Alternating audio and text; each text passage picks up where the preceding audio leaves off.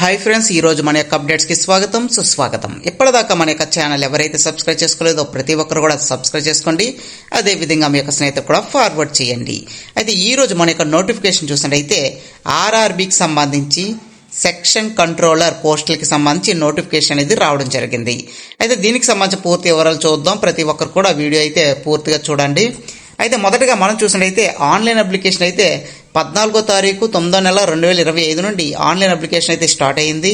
చివరిది చూసినట్లయితే 14వ తారీఖు 10వ నెల 2029 వరకు అప్లికేషన్ అనేది చేసుకోవచ్చు. అంటే నెల పాటు టైం అనేది ఇవ్వడం జరిగింది.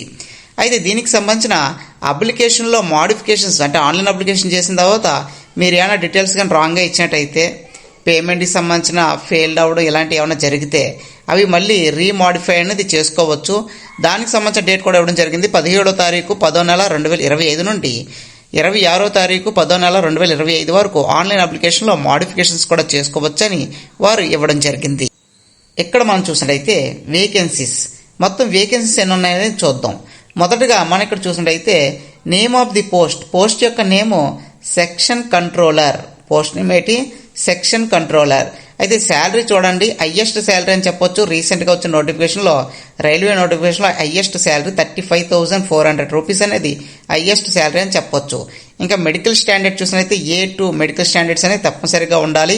ఏజ్ లిమిట్ అనేది 20 నుండి 33 సంవత్సరాల మధ్య ఎవరైతే ఉంటారో వాళ్ళందరూ కూడా అప్లికేషన్ అనేది చేసుకోవచ్చు. ఇంకా టోటల్ వేకెన్సీస్ చూసినట్లయితే 368 పోస్టులు మాత్రమే ఉండడం జరిగింది.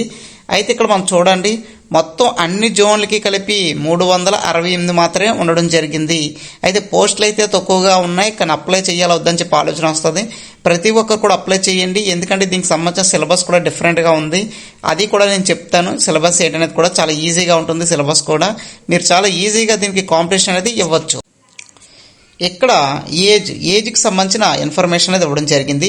అంటే ఇక్కడ డేట్ ఆఫ్ బర్త్ అయితే ఇచ్చారు. ఆ డేట్ తర్వాత ఎవరైతే జన్మించి ఉంటారో తర్వాత ఆ డేట్ నుండి తర్వాత సంవత్సరం ఎవరైతే జన్మించుంటారో వాళ్ళందరూ కూడా ఎలిజిబుల్ అని చెప్పడం జరిగింది. ఇక్కడ ఏజ్ గ్రూప్ చూసినట్టయితే 20 నుండి 33 సంవత్సరాల మధ్య ఎవరైతే ఉంటారో వాళ్ళు మాత్రం ఎలిజిబుల్ అని చెప్పారు. తర్వాత ఏజ్ రిలాక్షన్ కూడా వస్తుంది. SC/ST విద్యార్థులకి 5 years, OBCకి 3 సంవత్సరాలు ఏజ్ రిలాక్షన్ అయితే ఉంటుంది. ఇక్కడ UR category economical weaker sections ఎవరైతే ఉంటారో వీళ్ళు 2వ తారీఖు 1వ నెల 1993 నుండి ఎవరైతే జన్మించి ఉంటారో వాళ్ళందరూ అప్లై చేసుకోవచ్చు. OBC నాన్ క్రిమిలియర్ ఎవరైతే ఉంటారో వీళ్ళు 2వ తారీఖు 1వ నెల 1990 నుండి ఎవరైతే జన్మించారో వాళ్ళందరూ కూడా అప్లికేషన్ చేసుకోవచ్చు. SC/ST ఎవరైతే ఉంటారో వీరు 2వ తారీఖు 1వ నెల 1988 నుండి అప్లికేషన్ అనేది చేసుకోవచ్చు అని చెప్పడం జరిగింది. ఇంకా ఫర్ ఆల్ కమ్యూనిటీ కేటగిరీస్ చూడండి, 1వ తారీఖు 1వ నెల 2006 అంటే 1వ తారీఖు 1వ నెల 2006కి ముందు ఎవరైతే జన్మించి ఉంటారో వాళ్ళందరూ కూడా అప్లికేషన్ అది చేసుకోవచ్చని చాలా స్పష్టంగా ఇవ్వడం జరిగింది. ఇంకా అదే విధంగా ఇక్కడ మనం చూడండి, ఏజ్ రిలాక్షన్స్ అనేవి కూడా చాలా క్లియర్గా ఇచ్చారు. OBCకి 3 సంవత్సరాలు, SC/STకి 5 years, ఎక్స్ సర్వీస్ మ్యాన్కి 3 సంవత్సరాలు. అదేవిధంగా ఈ యొక్క మహిళలు ఎవరైతే ఉంటారో అంటే భర్త చనిపోయిన మహిళలు కానీ విడాకులు తీసుకున్న మహిళలు ఎవరైతే ఉంటారో వీళ్ళు 40 years వరకు ఆన్లైన్ అప్లికేషన్ చేసుకోవచ్చు. వాళ్ళ జాబ్స్ కూడా ట్రై చేయొచ్చు అని చాలా క్లియర్గా చెప్పడం జరిగింది. ఇంకా ఎడ్యుకేషనల్ క్వాలిఫికేషన్ చూసినట్టయితే తప్పనిసరిగా గ్రాడ్యుయేషన్ అయితే కంప్లీట్ అయి ఉండాలి. డిగ్రీ పూర్తి చేసిన ప్రతి ఒక్కరు కూడా అప్లికేషన్ అనేది చేసుకోవచ్చు, ఎనీ డిగ్రీ అన్నమాట. ఇంకా అప్లికేషన్ ఫీజు అనేది చూసినట్టయితే OBC, OC ఎవరైతే ఉన్నారో వాళ్ళు అప్లికేషన్ ఫీజు 500 రూపాయలు చెల్లించాల్సి ఉంటుంది. అప్లికేషన్ ఫీజు చెల్లించిన తర్వాత స్టేజ్ 1 అంటే మొదటి ఎగ్జామ్ CBT ఎగ్జామ్ ఏదైతే ఉంటుందో ఎగ్జామ్ రాసిన తర్వాత మళ్ళీ మీ యొక్క అకౌంట్కి 400 రూపాయలు జమ చేయడం జరుగుతుంది. ఇంకా SC/ST ఫిమేల్ కేటగిరీ ఇంకా ఎక్స్ సర్వీస్ మ్యాన్ ఎవరైతే ఉన్నారో వాళ్ళందరూ కూడా 250 రూపాయలు చెల్లిస్తే సరిపోతుందని వారు చెప్పడం జరిగింది.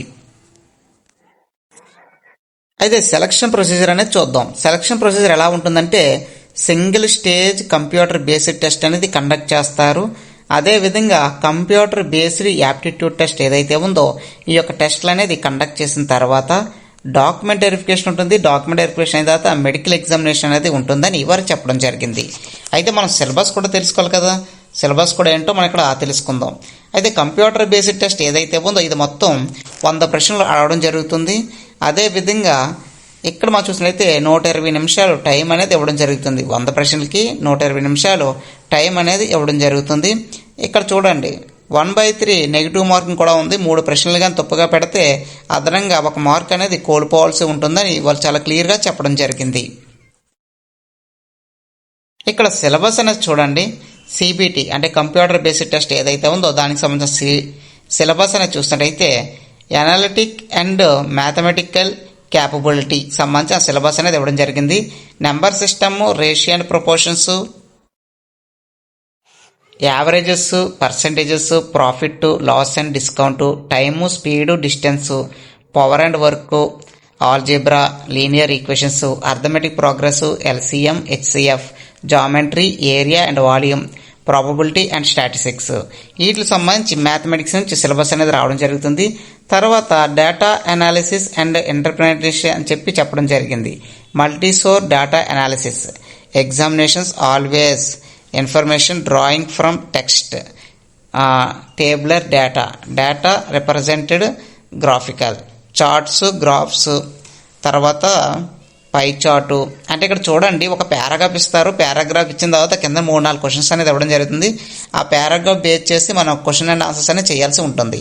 ఒకవేళ పారాగ్రాఫ్ ఇవ్వకపోతే చార్ట్ అనేది ఇవ్వడం జరుగుతుంది. అంటే డయాగ్రామ్ టైప్లో ఇవ్వడం జరుగుతుంది. సర్కిల్ కానీ స్క్వేర్ కానీ ఇచ్చి అందులోని సమ్ ఆఫ్ ద స్కోరు తర్వాత పర్సన్స్ నేమ్ ఇలా ఇచ్చి క్వశ్చన్స్ అనేది అడగడం జరుగుతుంది. ఆ టైప్ ఆఫ్ అనేది ఉండడం జరుగుతుంది. తర్వాత చూడండి రీజనింగ్ చూసినట్టయితే clock, calendar, age, blood relationship, family tree, solving the logical based puzzles, ఈ విధంగా బైనరీ, లాజిక్, సిలోజిజమ్స్ ఇలా మొత్తం ఉంటాయని చెప్పడం జరిగింది. తర్వాత రీడింగ్ కంపరహెన్స్ వాటికి సంబంధించి చూడొచ్చు. ఇక్కడ abstract, mythology, technology and culture and ఇవన్నీ కూడా జనరల్ స్టడీస్లో భాగమని చెప్పొచ్చు. Logical structure, style of given paragraph అని ఇవ్వడం జరిగింది. ఇక్కడ మనం చూసినట్లయితే రీజనింగ్ ఫైనల్గా ఇవ్వడం జరిగింది. ప్రతిదీ కూడా కోడింగ్, డీకోడింగ్ ఇలా ప్రతి క్వశ్చన్స్ కూడా ఇవ్వడం జరుగుతుందని వారు చాలా క్లియర్గా ఇవ్వడం జరిగింది. ఒకవేళ ఎవరైనా సిలబస్ రాసుకోవాలనుకుంటే వీడియో స్టాప్ చేసి రాసుకోండి. ఎందుకంటే నేను ఇలా చెప్తూ వెళ్ళడం వల్ల ఈ వీడియో అనేది లెంతీ అయిపోవడం వల్ల చాలా మందికి ఇబ్బందిగా ఉంటుంది. కనుక ఎవరైనా రాసుకోవాలనుకుంటే వీడియో స్టాప్ చేసి రాసుకోండి. అయితే ఏ టాపిక్ నుంచి బిట్స్ ఏ విధంగా వస్తాయని చూసినట్టయితే మొత్తం ఇక్కడ ఎగ్జామ్కి ఇచ్చిన టైము 120 నిమిషాలని చెప్పడం జరిగింది. మ్యాథమెటిక్స్ నుంచి సుమారుగా 60 క్వశ్చన్లు అనేది అడగడం జరుగుతుంది. లాజికల్ క్యాపబిలిటీ నుంచి 20 క్వశ్చన్లు, మెంటల్ రీజనింగ్ నుంచి 20 క్వశ్చన్లు, మొత్తం 100 ప్రశ్నలకి ఎగ్జామ్ అయితే అడగడం జరుగుతుంది. ఇక్కడ మ్యాథమెటిక్స్ 60 క్వశ్చన్లు ఇవ్వడం చాలా మందికి ప్లస్ అని చెప్పొచ్చు. ఎందుకంటే డైరెక్ట్గా క్వశ్చన్ వస్తుంది, డైరెక్ట్గా సొల్యూషన్ కూడా చేయొచ్చు. ఇక్కడ పాస్ పర్సెంటేజ్ కూడా ఇవ్వడం జరిగింది. యూఆర్ కేటగిరీ 40% రావాలి, ఎకనామికల్ సెక్షన్కి 40%, ఓబీసీ నాన్ క్రిమిలియర్కి 30%, ఎస్సీకి 30%, ఎస్టీకి 25% వచ్చినట్టయితే వాళ్ళు డెఫినెట్గా ఎగ్జామ్ అనేది క్వాలిఫై అవ్వచ్చు అని చెప్పడం జరిగింది. అదేవిధంగా దీనికి సంబంధించిన వెబ్సైట్ లింక్ అయితే ఇండియన్ రైల్వే అని టైప్ చేసినట్టయితే దీనికి సంబంధించిన వెబ్సైట్ ఓపెన్ అవుతుంది. ప్రతి ఒక్కరు కూడా అప్లికేషన్ అయితే చేసుకోవచ్చు. అయితే గుర్తుపెట్టుకోండి, ఎవరికైనా ఇంకేమైనా డౌట్స్ ఉంటే వీడియో కింద కామెంట్ చేయండి, మీ యొక్క స్నేహితులు కూడా ఫార్వర్డ్ చేయండి. ఆన్లైన్ అప్లికేషన్కి ఏదైతే ఉందో ఆ లింక్ వీడియో కింద డిస్క్రిప్షన్లో నేను మెన్షన్ చేస్తాను. ప్రతి ఒక్కరు కూడా అప్లికేషన్ అది చాలా సులువుగా అప్లై చేసుకోవచ్చు. అదేవిధంగా మన యొక్క ఛానల్లో డైలీ వేజ్గా మోస్ట్ ఇంపార్టెంట్ అప్డేట్స్ అనేది ఇవ్వడం జరుగుతుంది. Current affairs and general science ఏవైతే ఉన్నాయో వాటికి సంబంధించి అవి కూడా మీకు స్నేహితులు ఫార్వర్డ్ చేయండి. మరింత నాలెడ్జ్ అనేది ఇంప్రూవ్ చేసుకోండి. Thank you for watching this video.